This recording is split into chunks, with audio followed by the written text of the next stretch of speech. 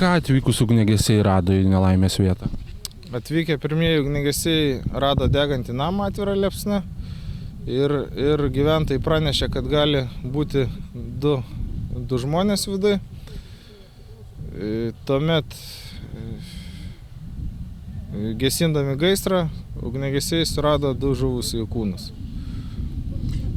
Kiek autocisternų gesino ir kiek šiemet jau yra žuvusių gaisruose Ukmergės rajone?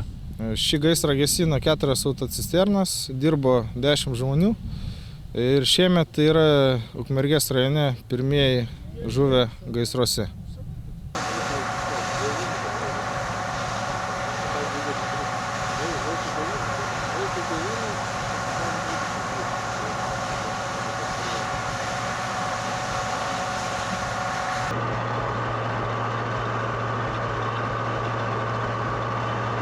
Sūnus pasikėlė, prasibudo, kad tipo kambarį pilnas dūmų buvo, jau labai daug. Apie 9 valandą?